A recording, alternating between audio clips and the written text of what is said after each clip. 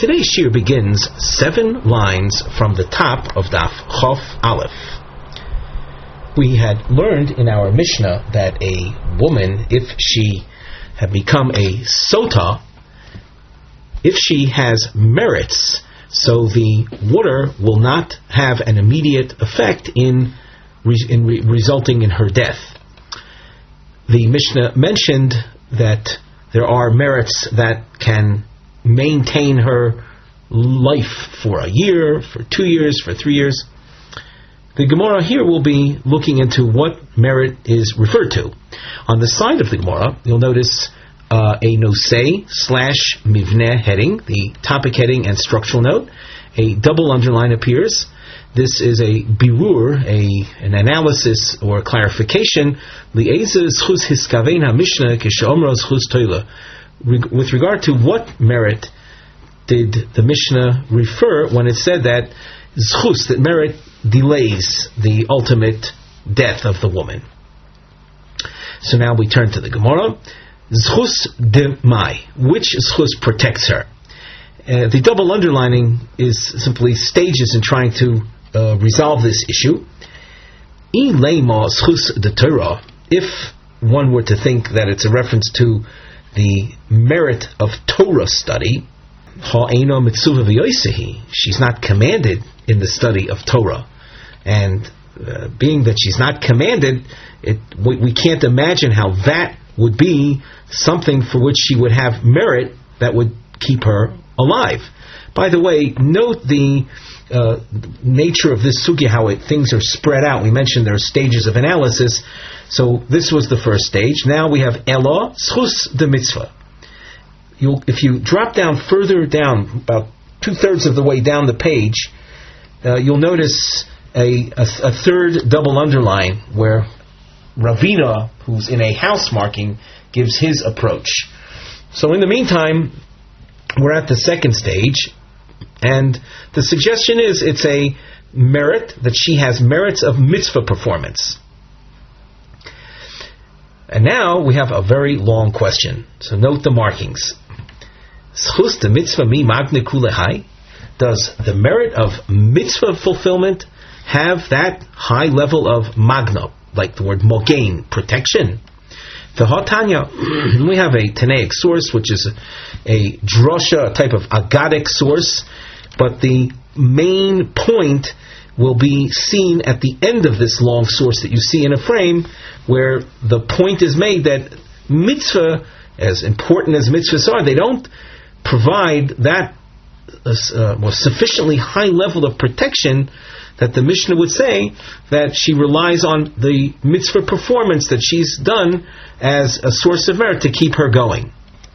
So the Gemara asks, as we said, does it protect her so much? V'hatanya es zu dorash Rabbi Menachem bar Yossi. The following was darshaned by Rabbi Menachem bar Yossi. The pasuk says, "Kiner mitzvah v'torah or." A mitzvah is compared to a candle, and the Torah is compared to light. Tola hakosav es a mitzvah b'ner. The scripture connects mitzvah to a candle. There's haTorah ba'or, and Torah to light. For the purpose of, let's say, imagery, just imagine when we say light, imagine daylight. The sun is shining, and the entire world is illuminated. Es ha-mitzvah b'ner, mitzvos are compared to candles, lomar loch, to tell us, to teach us, ma ner eino magina elo lefisha, just like a candle protects, it provides light so that you know where you're going, but only momentarily. There's another girsa that you see on the side, eino me'ira. Instead of magina, me'ira means provides light, but it's only temporary, as long as there is fuel in the candle, so the wick will continue burning. So, af mitzvah eino magina ela lefisha. So to a mitzvah provides protection, but only for the moment. V'es haTorah ba'or. In contrast, Torah is compared to the phenomenon of light. Lomar loch ma'or. And here again we have a girsa issue, a question what text. It was either Megin Lo'olam or Me'ir Lo'olam. Light, and like in the case of the sun, so it provides light continually. Af Torah Megina Lo'olam. So to Torah study provides protection forever. In other words, it's in contrast to mitzvahs, which are temporary. Torah is long-lasting. V'yomer is another pasuk that he continues darshaning, B'hisalecha tancha isach, and you'll notice it says v'gomer. There's more to the pasuk that the source will darshan. If you notice, there's a dashed underlining that takes place. This is a citation of the pasuk and its continuation. So the pasuk in the meantime says, B'hisalecha tancha isach, as you walk, so the Torah guides you. Zeh ha'olam hazeh. That's a reference to guidance and preservation that it provides for a person in this world. B'shachvecha tishmor alecha. B'shachve, when one reclines, but that zu misa, after a person dies, so the Torah that one studied serves to protect him. V'hakitzosa hi tesichecha. Hakitzosa is to become aroused. Hi tesichecha, it will, as Rashi says, let's take a look together in the Rashi. Hi tesichecha talmitz ba'adcha es chuscha. It will intervene on your behalf. It will speak up on your behalf in your merit. And that is a reference to la'asid lavo in the future world. Moshol la'odam shehoya mahalich b'ishon laila v'afela. We can make an analogy to a person who is walking in the at night, in the thickness of darkness of night. Umisyore min hakoitzim. It is a long list of things that a person who is walking in the thickness of darkness of night has what to worry about. And you see, we've numbered them off. Number one, it says min hakoitzim, from thorns. Umin hapechosim. Number two, pechosim are pits. Holes, pits one could fall into. Min habarkonim, thistles. Umechayara, from dangerous animals, wild animals. Umin halistim, from thieves and bandits. V'yeino yodea be'ezu derech malech, and he doesn't know which direction to take at all. Nizdam no loi avuka shel or. You'll see that we have the triangle, a marking here, is a build-up in terms of what happens as the analogy goes on. So if you just skim ahead, you see there's a reference to a torch, and the next triangle, Olamud HaShachar, is daybreak, and then Higia Pushas Drachim comes to a crossroads. So the stage by stage, Nizdamna lo avuko shel or, he chances upon a torch. So now it's, at least where he's walking, he can see a thing or two.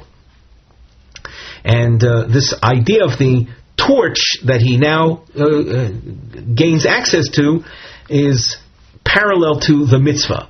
Person who has the merit of fulfilling a mitzvah. What happens? So with the torch, and for this fellow walking at night, nitzal min hakoitzim umin hapechosim umin habarkonim. It protects him from thorns, from pits, from thistles. It's a type of, we'll say, partial protection from immediate sources of injury. However, vadayin, but even with the torch in hand, misyore mechayaro min halistim, he still has what to worry about, dangerous animals, bandits, and he doesn't know which path to take. Kevon Sha'ala Amud HaShachar, when daybreak arrives.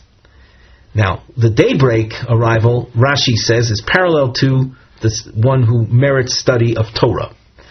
This protects him, Nitzal Mechaya Ra Umin Alistim. Daybreak, so wild animals don't rove around at night, and thieves operate under the protection of darkness. Now, they won't attack during the daytime. So that gives the Amud HaShachar, the daybreak, protects him. And Rashi adds that, as we mentioned before, this is an analogy to one who has, in addition to mitzvahs, he has the merit of Torah study.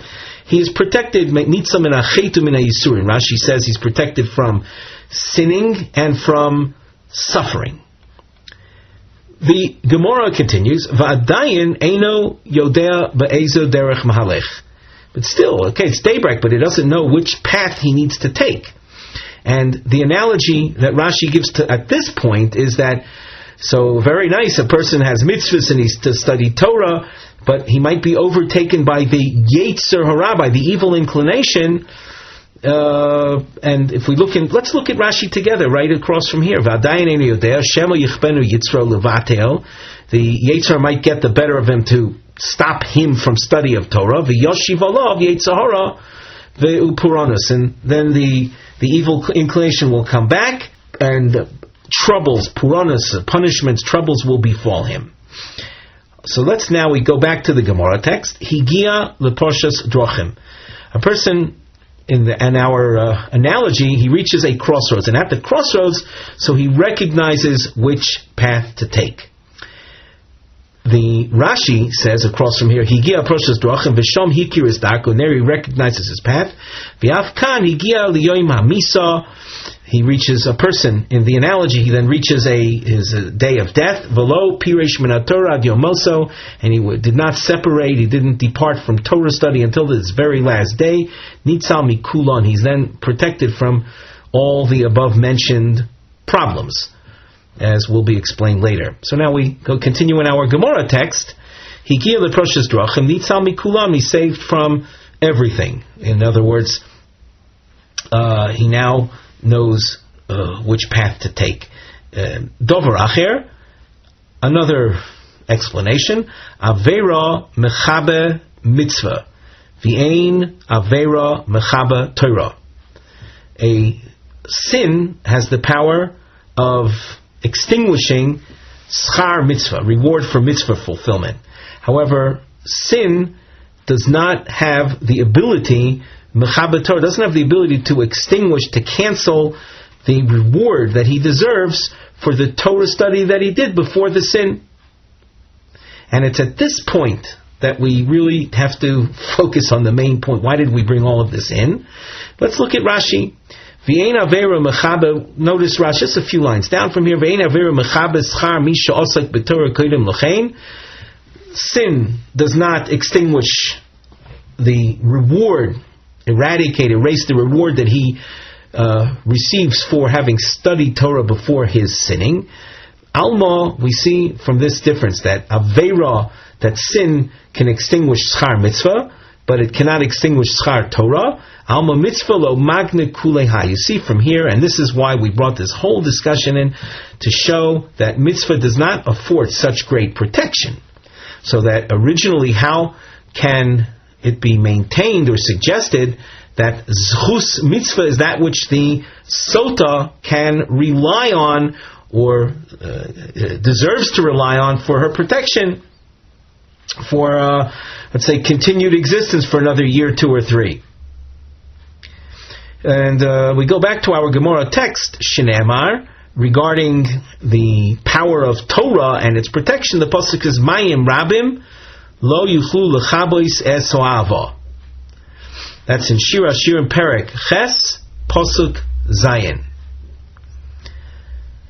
The reason I make mention of that pasuk is that later in the Gemara, toward the last 4 lines of the Gemara, a reference will be made to the continuation of this very pasuk.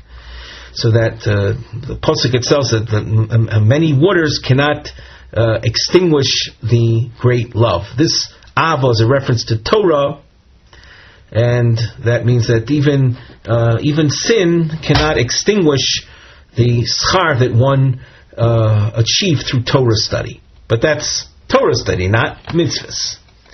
So at this point, we've come to the end of what we explained before. Is a very long question. What is the schus that the woman relies on? Before we can go back, continue in the Gemara text itself, take note of some of the markings we have. On the side, we have a mivneh, a structural note. The house form appears. These are Shnei Deos, 2 opinions. B'mahi haschus shetoila. What is that merit that keeps the woman going? So Rav Yosef will explain, and Rav Yosef continues within the spirit of mitzvah, schus, merit of mitzvah performance. Later, Ravina will appear, and he goes back to the schus of Torah. And what schus do women have if they're not actually commanded in the study of Torah? So we'll see what Ravina says. Another marking that appears as a diamond. The reason for this is Hadgoshas Mitzvah and Torah Bekesher L'Koichem Logein L'Hatzil. We'll be highlighting each one of these terms, Mitzvah and Torah, with regard to their respective protective powers. What do they protect from, and what do they save one from? Now the Gemara. Omar Rav Yosef. Mitzvah be'idna da'asik ba. A mitzvah while one is actually in the process of fulfilling the mitzvah. Magna umatzla. Magna means it protects a person from yisurin, from pain, from suffering. Umatzla means it saves them from the effects of the evil inclination. Be'idna dalo asik ba, when a person is not involved in the actual fulfillment of the mitzvah, but he has already fulfilled the mitzvah, so then aguni magna atzuli lo matzla. What did we say aguni means? It protects a person from yisurim, from suffering. So there is the schus of mitzvah does protect the woman, protect her from dying. That's associated with the yisurim. It doesn't protect the individual from the effects of the evil inclination. But as far as the woman is concerned, the focus right now is on what keeps her alive. So it can very well be, according to Rav Yosef, the schus of mitzvah performance. We can learn the Rashi together, just a few lines down from here. Omar Rav Yosef, L'olam magino al hayisurin, harbe. The mitzvah has the power to protect quite extensively from suffering. Umay eino magino dekomar tanakama. In the Tanaic source, the reference was made to the mitzvah as not being a source of protection. It's min hachet shaleit kfenu yetzahara komar. It doesn't protect against the effects of the yetzar, of the evil inclination of taking advantage of a person during the period after which a person has fulfilled the mitzvah. But as far as the mitzvah's power of protection from yisurin, from suffering, it does have a long-term effect. And it's upon that the woman relies. We have now, you'll notice we have a bracketed section. Use your bracket length indicator.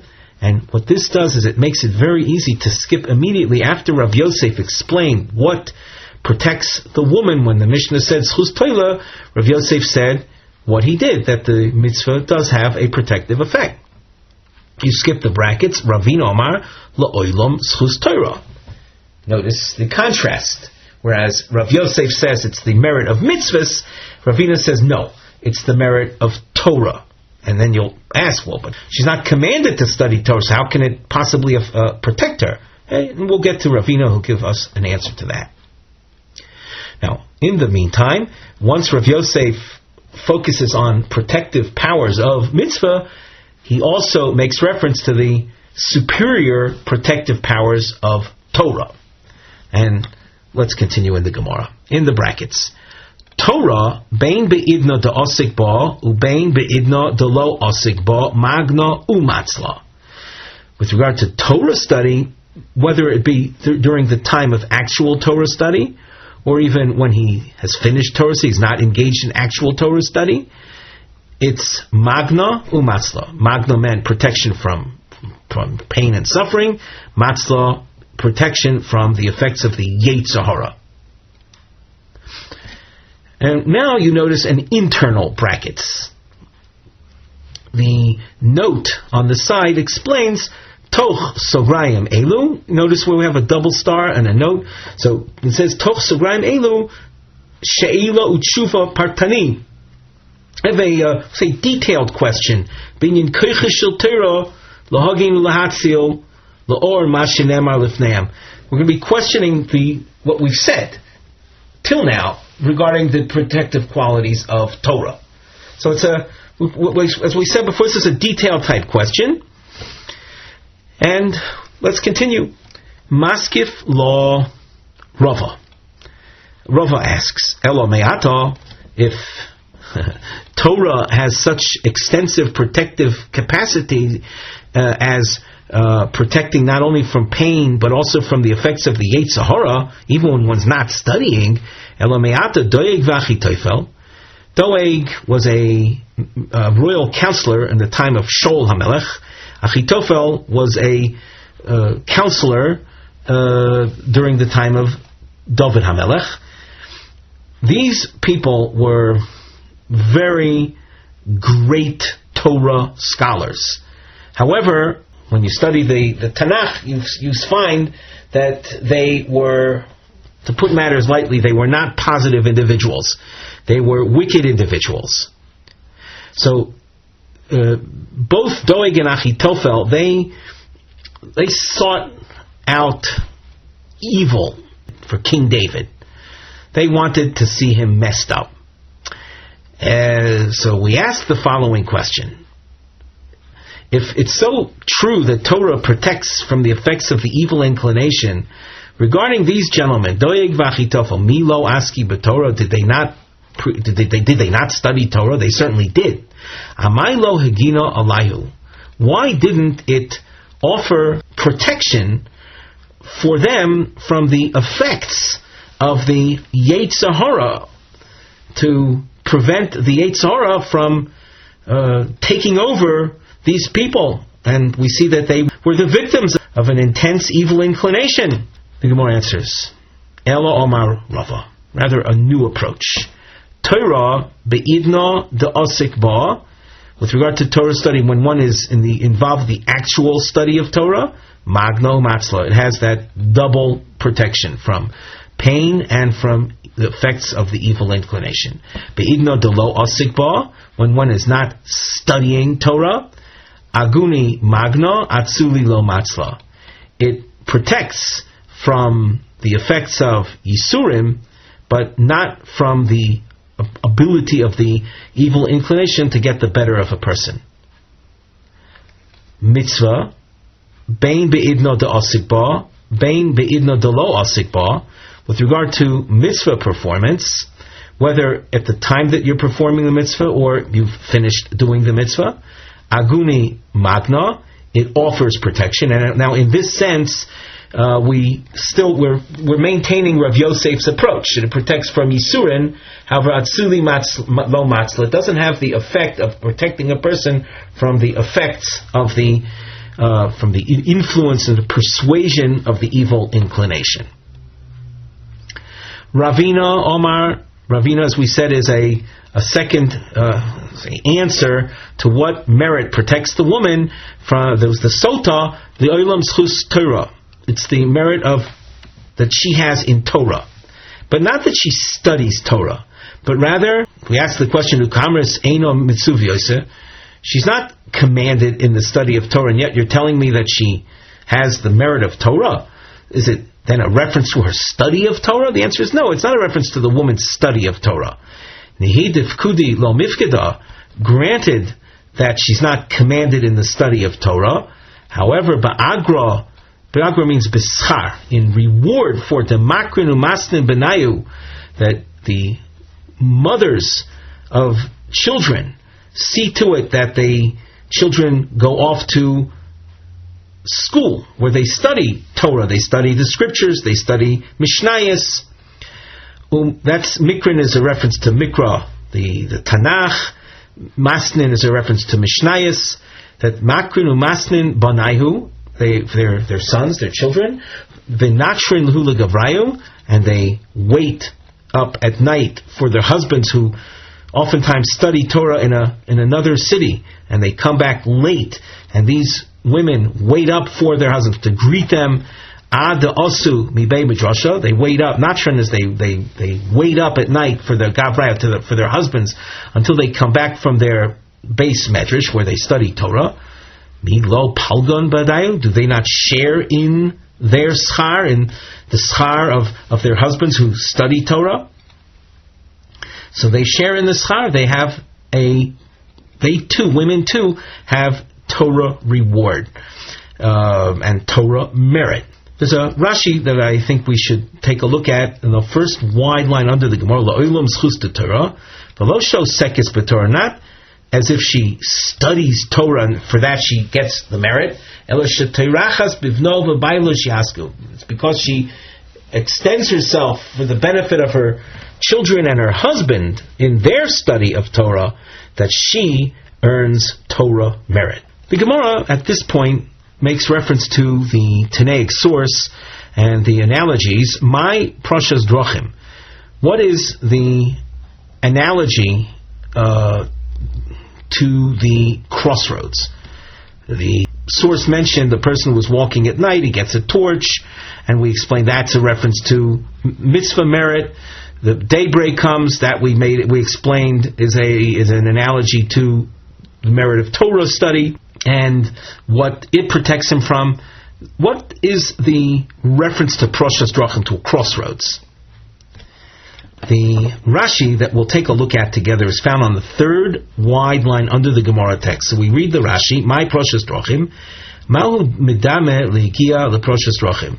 What are we trying to compare to arrival at a crossroads? Daha Avuka Hainu Mitzvah, the torch.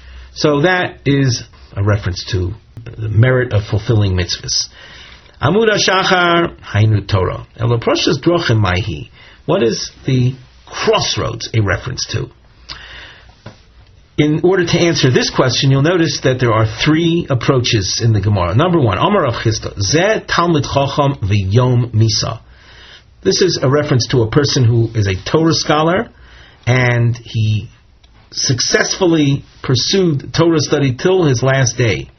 And he knows that he did not go astray, didn't veer off the path.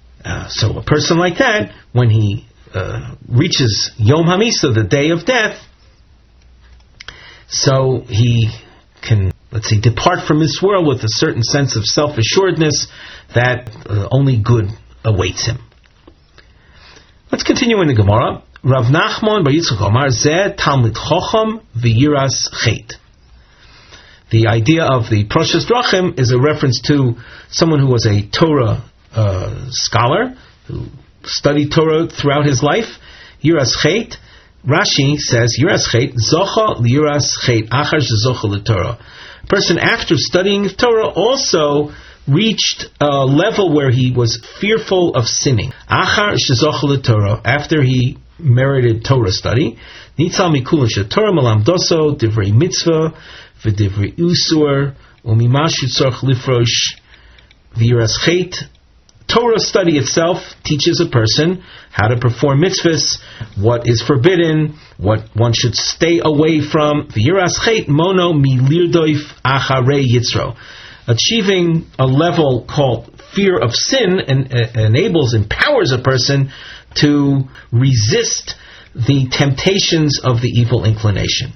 So that my understanding of Rav Nachman Yitzchak is that it's like an additional level to that which Rav Chisda said. He adds this additional element, not only being a Talmid Chacham, but also having achieved the fear of sin.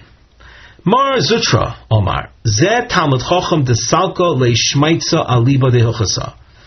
Proshas Drachim is a reference to a Torah scholar who, in his Torah studies, reaches a level that when he reaches a conclusion, it's a conclusion that is considered acceptable. Ali b'dilchasa, it's a conclusion that all others will accept. You have people that can be engaged in Torah study, and they'll debate points back and forth, but are remaining on a theoretical level and reaching possibly conclusions, but conclusions that are not accepted. That's true, it's Torah study, but it's not called aliba de hilchasa. Let's look together at the Rashi. T'salka leishmaitz aliba de hilchasa, v'ochi komar. And the source above meant as follows. Olamud hashachar, when daybreak comes, nitzol min hachaya, zochol l'torah, nitzol miyetzahora umin hachet. Person who merits Torah study, so he's protected from the effects of the evil inclination and from sinning. And he still doesn't know which path to take. If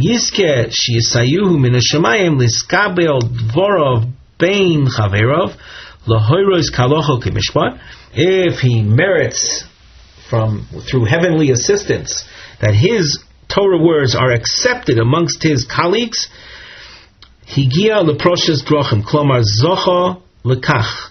If he's reached that, nitzol mikulam, then he is protected from everything. The Tosfos, the second Tosfos on this page says, Zeh Talmud Chacham tesak lishmaitz libedechasa. Tema, a question is raised, Vehech nitzol mikulam. How can you say he's saved from everything? Valo lo nitzol miyetz hara beidna delo asik b'Torah.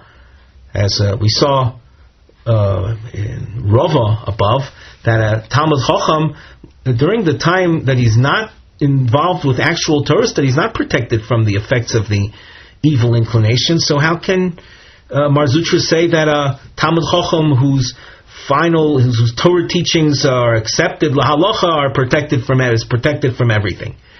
V'yesh lomar, the stam Talmud Chacham tarasum naso, your, let's say, standard Torah scholar is a person whose Torah study is his preoccupation. V'oisek ba umara kol shah, he's always thinking Torah thoughts.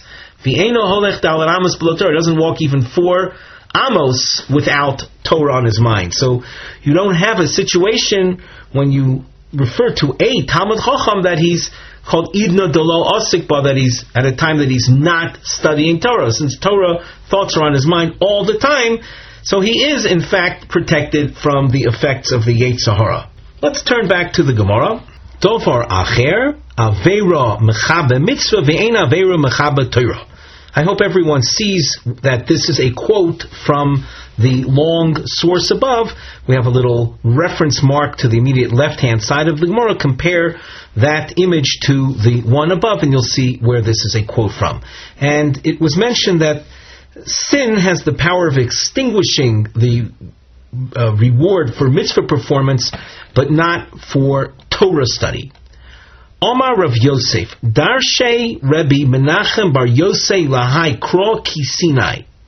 Rav Yosef extols Rav Menachem Bar Yosef's drosha abilities in such a way that he mentions it's as if he received this from Mount Sinai itself. In other words, a very authentic drosha with a great deal of meaning. V'ilmole darshua doyeg v'achitofel hachi, and had doyeg and achitofel explained the psukim the way that Rav Nachman Rav Yossi did, lo rodfu basar David, they would not have pursued David. So let's try to get into their mindset. Dichtiv. And now here the Gemara presents what Doeg and Achitofel had. We'll see where they made the mistake, and then we'll see what they had been thinking. Dichtiv, the pasuk says, Leimor Elokim Azavo Ridfu V'Tivsuhu Ki Ein Matzil. They calculated that the Almighty abandoned David, and therefore it's he's free game for them. They can pursue him, and nothing will save him, David, from them. My Dorush, what were Doeg and Achitofel calculating? The pasuk says, "V'lo yireh b'choyer v'azdover v'shov me'acharecha." A person who is involved with ervas dover, with acts of immorality, of forbidden intimacies, v'shov me'acha, the divine presence departs from him. In other words, he doesn't have protection. V'hein einon yoidim, they, the enemies of David, did not know shavera mechabe mitzvah, sins. And with regard to David HaMelech, so certainly with regard to Achitofel, he was calculating that David had behaved immorally in his mind with regard to Bathsheba. I want to point out, it's a little parenthetical, but historically, the Maisa with Bathsheba was at a time that Doeg could not have been in the picture anymore. There's a discussion in the Tosfos Shantz whether or not we should really have Doeg as part of the Girsa in the Gemara. That's as far as, let's say, for the sake of accuracy and detail, we're making mention of that. Nevertheless, we're going back to our Gemara. The Pasuk had mentioned that if there is any ervas dover involved with a person, so the Almighty departs him. And whenever we come to this topic of David and Bathsheba, I speak with a great deal of trepidation and hesitation, because the Gemara mentions Kol mi shomar sheDavid chota eino l'toya. Anyone who claims that David actually sinned in that parsha is simply making a mistake. But on a superficial level, the appearance that one experiences, one sees in studying or in reading the psukim, so it would seem that there was an element of, let's say, questionable behavior in the realm of a woman married to another man, and that would be classified as ervas dover for our purposes. And therefore they figured, Achitophel certainly figured that, I can rebel against David and I will not be endangering myself. V'hein einon yodin. We continue in the Gemara. The enemies of David did not know shavera mechabe mitzvah. It's true that sin, and when the Gemara uses the word avera, very often it's really a code word for immorality. That avera can extinguish mitzvah reward. V'ein avera mechabe Torah. But avera does not extinguish merit that one had for Torah study. And David HaMelech had a great amount of Torah study behind him.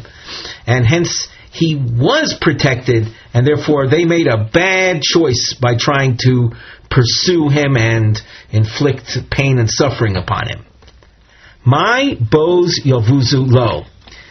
We made reference to this quite a bit earlier. This is a continuation of the pasuk we quoted before from Shir HaShirim, which began with Mayim Rabim Lo Yuchlu Lechaboy Sesoavo, and we've actually included the pasuk on the side of the Gemara above, in the middle of the page. V'narois lo yishtafuha yimitein ishes kol hoin beisa ba'avo bois yavuzu lo. That's the pasuk, and here the Gemara explains what is this a reference to. We'll appreciate it simply by going through more Gemara. Omar Ula. Lo kishimon achi Azaria, v'lo k'Rab Yochanan debei Nasiya. This reference to Torah study, and one who would offer, let's say, all his accumulated wealth in exchange for it. Boz yavuzu lo. So Gemara says that the pasuk is making reference to someone, but that's not like Shimon. Rabbi Shimon was supported by his brother.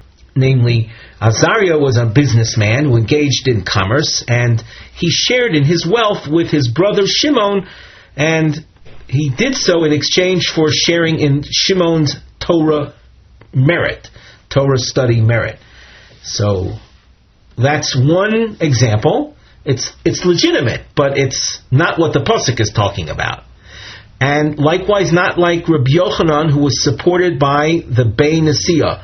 The Jewish leadership of that time supported Rabbi Yochanan, and hence Rabbi Yochanan continued learning Torah with a sense of, we'll say, financial security, being that he was supported by the Nasi, who was mefarnes him.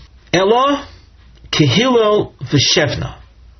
If you want to appreciate what this pasuk means, boz yavuzu lo, we'll appreciate it more simply by continuing in the Gemara with regard to Hillel and Shevna. The Chiyosar Rav Dimi Omar. Hillel, when Rav Dimi came, he told us, Hillel v'Shevna achi havu. These are two brothers. Hillel osak b'Torah. Hillel was very famous. Rashi points out this is the famous Hillel who studied Torah through poverty. Shevna, his brother, Ovad Iska. Shevna was a businessman. L'sof Omar le ta v'naro v'niflo. Shevna offered to his brother Hillel, let us split. In other words, I'll support you, and you will, in turn, share in your Torah reward with me. Yotza basko v'yomra. Im yitain ish es kol hoin beso. Ba'avo. Boz yavuzu lo. So in the context of this Gemara, without translating it literally, the idea here is that Hillel said, nothing doing. I am not going to, in exchange for all of the wealth that you're offering me, I am not going to share in my Torah study. I want Boz Yavuzulo. Boz Bizah is a term referring to spoils. In other words, I want to keep all the spoils for myself, and I'm willing to live a life of impoverishment for the sake of Torah study, and thereby forego your offer of great wealth, of support. So that here you have a very revealing Gemara.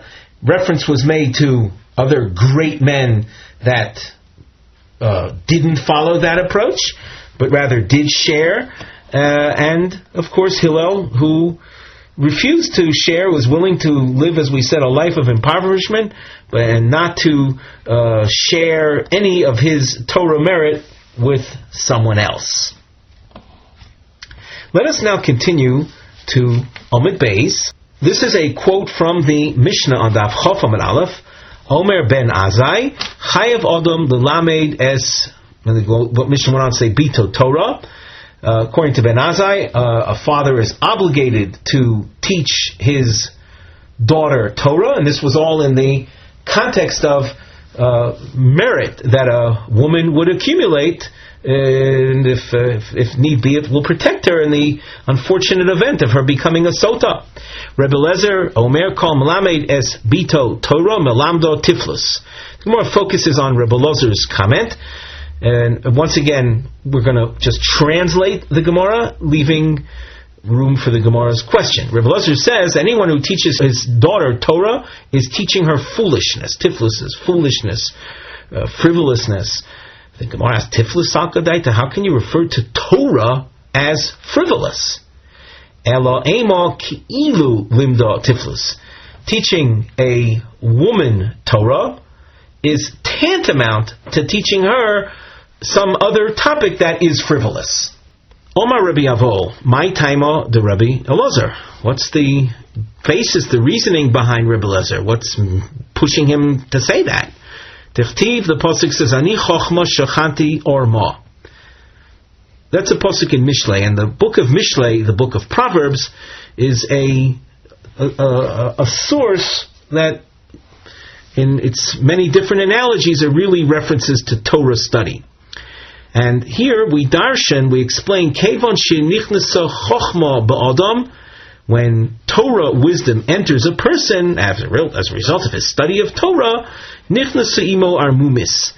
Armumis is a word that I find hard to translate. Sometimes it gets some of these.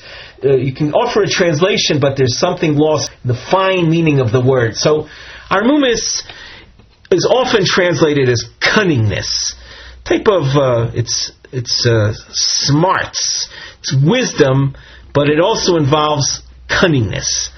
And we take a look at Rashi. Some comments that he makes are quite elucidating here. On the top line, ki'ilu. This is where the Gemara said anyone who teaches his daughter Torah, according to Rebbe Lezer, is tantamount to teaching her something that's foolish. Ki'ilu shemitocha, through her study of Torah, he mevina armumis. She gains understanding of this type of wisdom that's called armumis, cunningness. And then she'll do things in a secretive fashion.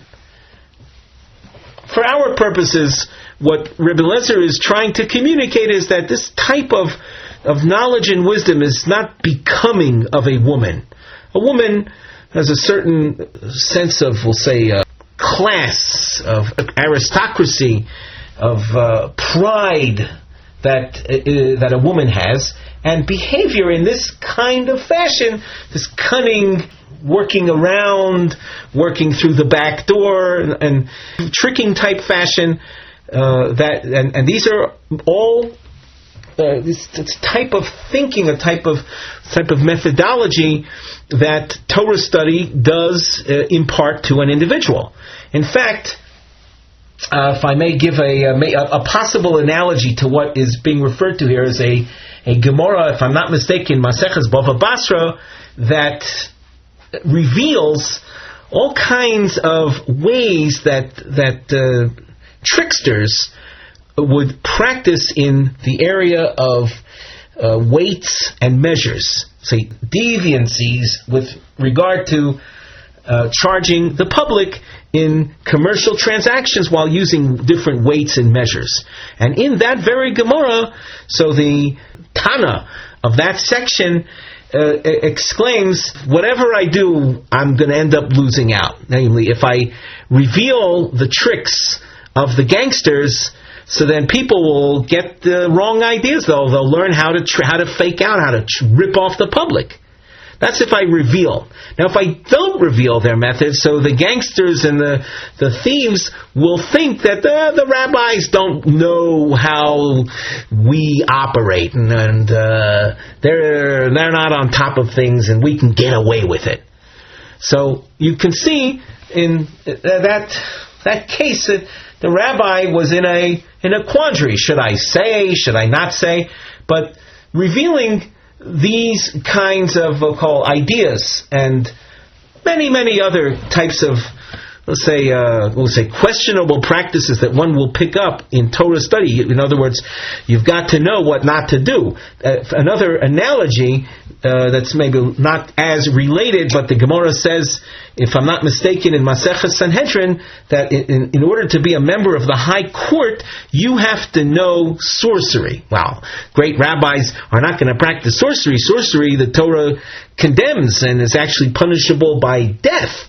So how is it that rabbis should know how to perform sorcery? So the Gemara says, because if a sorcerer is brought before the high court for prosecution, they have to know the details of sorcery in order to know whether the party brought in front of them is actually guilty of that.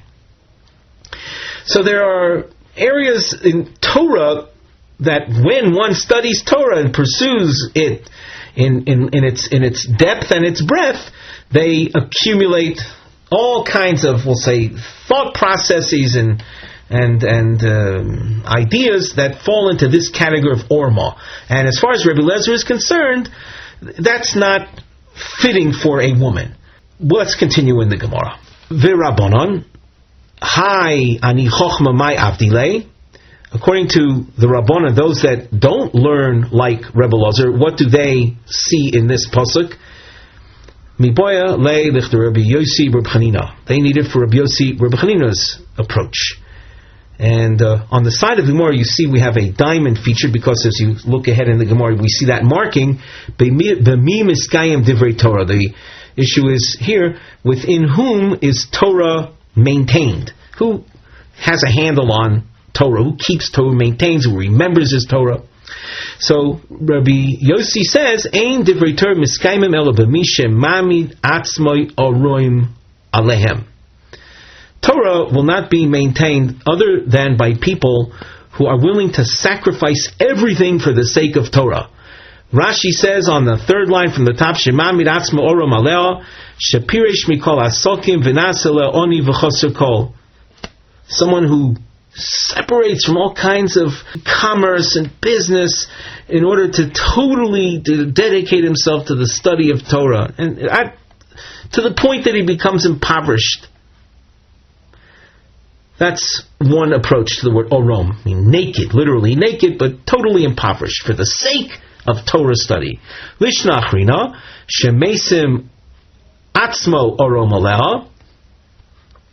In our Gemara text, we had the girsa shemamid atzmo orom alehem. Here we have a different girsa, and as shemesim atzmo orom aleha, shema'arim, through cunningness, he has methods shiskayim Torah. In other words, just read Torah line by line, read and translate and get on with the show. But rather, he has methods of maintaining his Torah, likbot sal yad. Now this expression, likbot sal yad, you can see referred to in Maseches Avodah Zarah Daf Yutes, and if I'm not mistaken, also in Maseches Eruvin Daf approximately Nun Dalid. Reference there is made to people who study, we'll say, small sections of Torah and then review it until it becomes quite fluent in their minds, and then move on to the next. Look, both sides, there's an expression meaning to collect. Aliyah means small amounts, and then proceed onwards, as opposed to those that might study large tracts of Gemara, of Torah, without any review, and hope that they will maintain it. So being ma'arim, to, let's say, be cunning, means devising an approach to be able to maintain Torah. The lilmoid mikol adam, and another expression of this mesim atzmo oromalea, is to learn from all. And that, in my opinion, is a reflection of the characteristic of modesty. In other words, a person who, let's say, has accomplished a certain amount of Torah scholarship might say it's beneath his dignity to learn from, to discuss Torah with someone of, say, lesser standing. That's a function of a certain level of haughtiness. But rather, be ready, be open, lilmod mikol adam, from all people. Let's continue in our Gemara. After having seen this expression, Torah is miskayim b'misha ma'amid atzmo ormalem shenemar ani chochma shochanti orma. I have wisdom, and that's because I dwelt in this characteristic of orma, as we've already explained through the Rashi. Amar HaRav Yochanan, ein divrei Torah miskayim el b'misha mesim atzmo k'misha eino. Torah is not maintained by anyone other than he who makes himself like nothing. And this, as we just mentioned before, is an open expression of modesty and humility. Shenemar, v'achokma me'ayin timtza. Chokma, wisdom, me'ayin, ayin means from nothing. From someone who makes himself like nothingness, there you will find Torah greatness. Rabbi Yeshua Omer, roitze isha v'chulei. In our Mishnah we saw, Rabbi Yeshua says that a woman wants roitze isha bekav v'tiflus imo yoser mitisha kav v'nuprishus. A woman would like to have a kav as a small measure, and tiflus is lightness and frivolity than 9 measures and abstention. The Gemara asks, "My Kalmar, what is Rabbi Yeshua trying to tell us?" Hachi Kalmar, Rotsa isha bekav v'tiflus imo mitishas kaben uprishus. We look at Rashi. Rotsa isha bekav v'tiflus chafetza lizon b'mezonis moatim. A woman would rather have a small income. V'yehei tiflusa motzi la betashmish, and have her intimacy pleasures fulfilled. Mitisha kaben uprishus lifrosh min atiflus, rather than have say a greater household income, but that greater household income is even 9 times more, would require abstention from tiflus, from intimacy, because her husband will have to be out at the office much longer, out on the road much more. Lefikach ein toiv shetilmo Torah. In order to appreciate this comment of Rashi, the Marsha says, and we've included the text of the Marsha on the side of the Gemara. Let's learn it together. Gam shaTorah vadai hisiro lifrosh min hatiflus. The Torah itself is replete with instructions in how to stay away from frivolity. We mentioned before that the woman would desire to be in constant contact with her husband in the context of intimacy, but beyond the actual act of intimacy, which is in fact a very holy act as far as the Torah is concerned, there are other, accompanying features with, that type of lifestyle where there's constant preoccupation with that also falls into this category of tiflus, foolishness and lightheadedness, and the opposite of, of what's called koved rosh in Hebrew, seriousness and sincerity. So the Torah itself is as we say, is filled with instructions on how to stay away from tiflus. However, mitoch shi chafetza bo yoser, the Maharsha, since the woman has a great desire for this, lo tashkiach ba'azhoras haTorah, she's not going to listen to that which the Torah says. The Torah is encouraging people to pursue a life of, we'll say, the opposite of tiflus, and she isn't interested in that. She's drawn to tiflus. Umutav shushoygin vayu mazidin. Therefore, it's better for a woman to avoid Torah study than to study Torah, learn about all of the azhoros, the warnings against, say, lightheadedness, and violate it anyway. In other words, it's better to be, we'll say, in a state of ignorance of the azhoros, the preachings of the Torah, than to be aware of them and violate them anyway. Let's turn back to the Gemara. Hu hoya oimer chosid shoite v'rosha orum v'chulei. The Mishnah had mentioned a number of, we'll say, behaviors that need explanation, and that's what we're going to see in the Gemara. On the side, we have a nosei mivneh heading. The double underline highlights the expressions heichidomi, chosid shoite v'rosha orum. What are meant by those expressions? And triangles will appear a bit later in attempting to explain. These are deos b'mau rosha orum. What is meant by that term that we saw in the Mishnah? The Gemara. My Kolmar, I should say, Hu hoya oimer, we read this already, chosid shoite v'rosha orum, heichidomi chosid shoite. What is meant by the foolish, pious one? Kagon, dekotova itza benara. Imagine a situation where a woman is drowning in the river. The Omar, and the onlooker says, Lav orach aro listakuli ba v'atzula. It's not the right way to gaze upon women and thereby save her.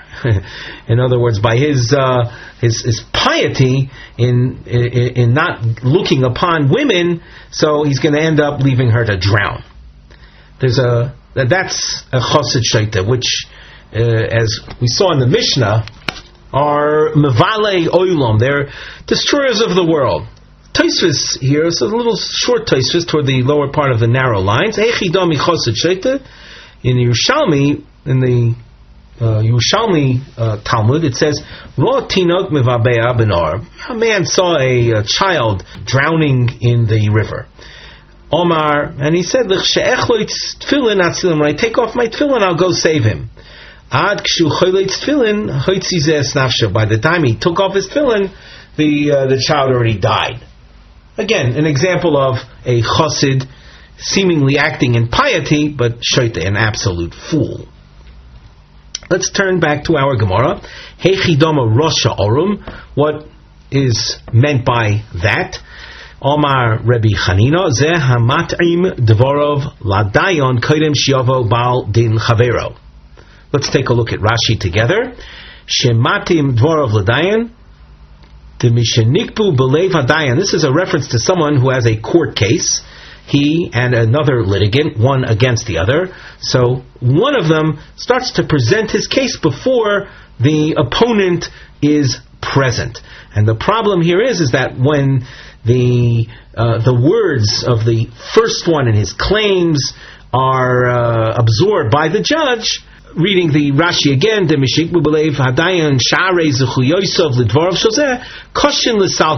it's very hard to rid yourself of your, say, original mindset. V'harei ar muso. This is the cunningness of trying to present your case prematurely and before the litigant is your opponent is present. The Roshahu, he's considered a wicked individual. Sha'ivra alo sisa shem hashav.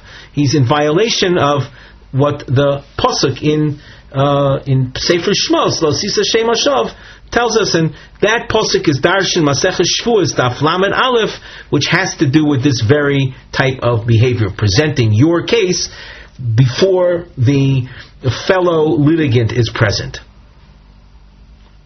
So by learning the Rashi, we understand that the aspect of rishus and of oru, being cunning. The Gemara goes on, Rabbi Avol Omer, Zeh hanoisei diner loni, lahashlim loi mosayim zuz. First we'll translate. This is a person who gives to a poor man a small coin, and with the receipt of that dinar, that's a type, it's a denomination of currency. With the receipt of the dinar, the poor man now has 200 zuz. He's now worth 200 zuz. At that point, this poor man is not entitled to receive various kinds of tithes that the poor are entitled to. If you're under that level of wealth, then you're considered entitled to leket, shikhan, payah, different types of tithes that the poor are entitled to. And when one is entitled to that, if you, let us say, are worth less than 200 zuz, you can collect as much leket, shikhan, payah as you want, even if it's a large amount. You're entitled to that right. But once you reach 200 zuz of wealth, you're not allowed to receive any of those tithes.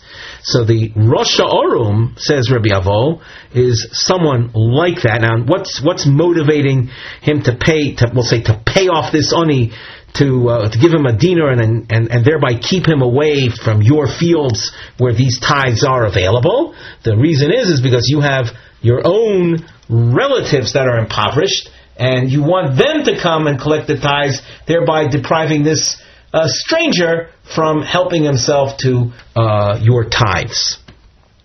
And that's wrong, because the halacha says the proper way is first come, first serve. Whoever is chancing upon your property, he comes and has a right to take. You can't hold it for specific individuals.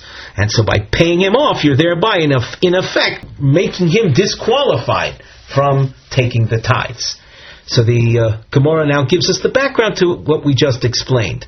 Tisnan, Mishi Yeshlo Mosayim Zuzlo Yito Leket Shikul Peo Maisroni. Someone who has 200 zuz, he's not entitled to take these different kinds of tithes. We're not explaining each one, but they're references to different types of tithes. Hoyo Lo Mosayim Chosr Dinar. If a man had 199 zuz, in other words, he had 200 minus a dinar, so afilu elef noislo kachas, he's allowed to receive even 1,000 zuz in one shot of if a person has a large field and the meiser oni of his field 10% of his produce is worth 1,000 zuz, you can give it to that individual. Hareze Yitol, he is entitled to it, because at that moment he doesn't have 200 zuz. Rav Asi Omar Rabbi Yochanan, another approach to what a Rosh Ha'orum is, Zeh Hamasi Eitza Limkor B'nechosim Mu'atim. This is one who counsels children who inherited an estate, where the estate was limited. There are sons who inherit an estate, and they have a sister, daughter of the deceased, and the halacha says that when there is a limited estate, so rabbinically a daughter is entitled to take possession of the property, of whatever there is in this limited estate, and the sons, they have to go out fend for themselves. However, if the sons jump the gun and sell off the limited properties before the daughter of the deceased takes what is due to her, she is at a loss. So Rabbi Yochanan says, someone who comes along and gives counsel to the sons that inherited a limited estate to sell off the properties, thereby depriving the girl from getting that which is there. So the Gemara continues giving the background to that. The Yomer of Asi Rabbi Yochanan Yisoimim Shekodmu Umochu B'nechosim Watim, orphans that inherited their father's estate, and it was a small estate, and they sold off whatever little property that was there. Mashe Mochu Mochu, their sales are binding, and the girls are not entitled to lay claim on that which that which their brothers just sold off. Now, of course, they shouldn't have done that, because technically speaking, the girls, when there are nechasim otam, the girls are entitled to that limited property for their own maintenance, and the sons should go out and seek out, by knocking on doors if need be, their income. But if they, as we said, if they sold before the girls came to court, which would have entitled them to the nechasim otam, their sale remains binding, and the girls lose out. So someone who gives counsel to the sons in that case to sell off is considered a Rasha Orum. He's a cunningly wicked individual. Abaye Omar, another approach to what is a Rasha Orum, Zeh Masi Eitzo Limkor B'Nechosim K'Rabon Shimon Ben Gamliel. This is someone who, again, it's in the realm of commerce. He gives counsel to someone to sell off properties in accordance with the teaching of Shimon Gamliel. Doesn't mean that Rav Shimon Gamliel tells you to do this, but based on his halacha, you'll see what this is and how this is evil counsel.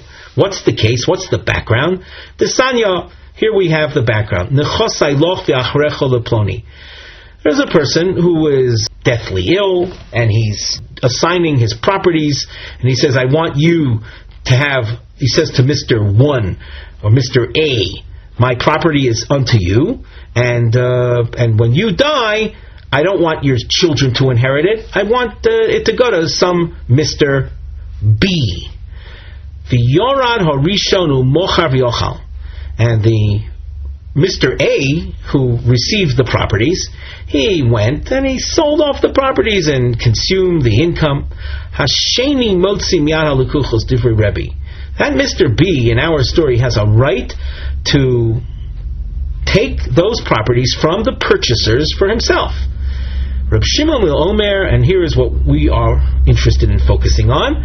Reb Shimon says, Ein lasheni elamash shiur rishon. That second party, that Mr. B, does not receive anything other than that which Mr. A did not sell off. But whatever Mr. A sold off, he gets the money, the income from that, and Mr. B is out of it. He doesn't have any rights to those properties, even though he was mentioned in the original, we'll say, bequeathing.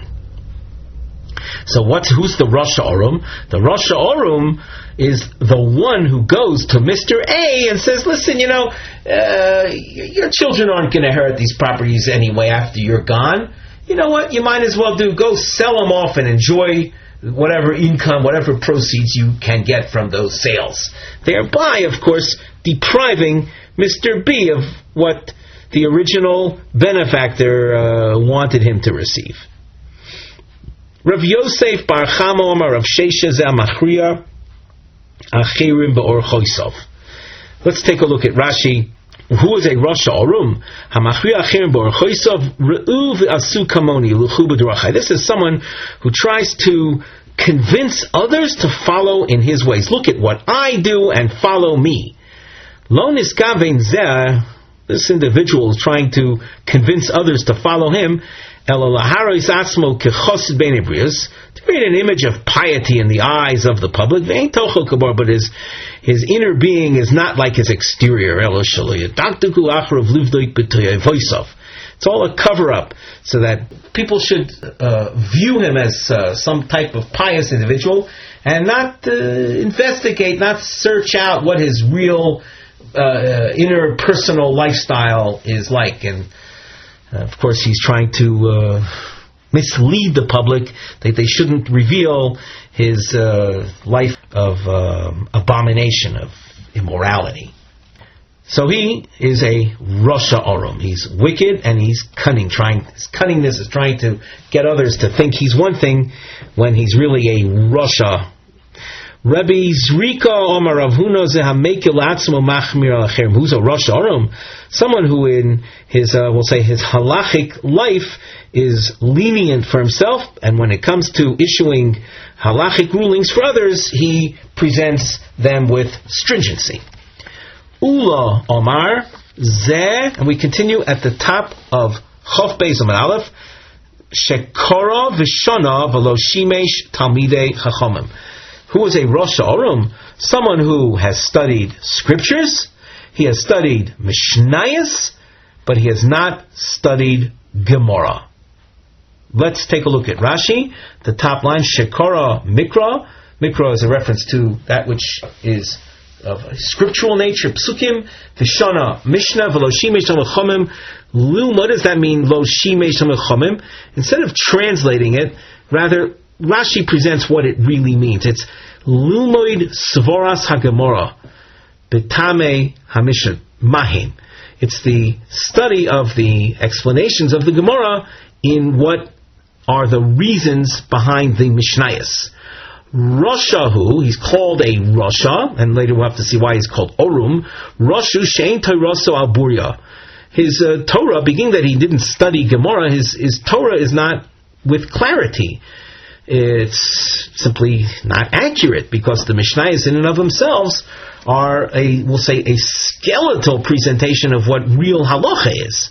The ein lilmod heimenu, and one should not learn from such an individual. Shaydei atomim, one who would be aware of the Talmud, of the reasons. Yesh chiluk b'yisaveter, there are distinctions to be made in the realm of that which is prohibited and that which is allowed. B'dinei mominus lizkos l'chayev, and when it comes to money matters, once you know the reasons behind things, you understand there are practical applications for exonerating and for holding liable. Ubetaris, when it comes to matters of ritual purity, l'tamei u'letayir, when you know the ta'omim, the reasons behind things, you can then rule whether something is actually defiled or not.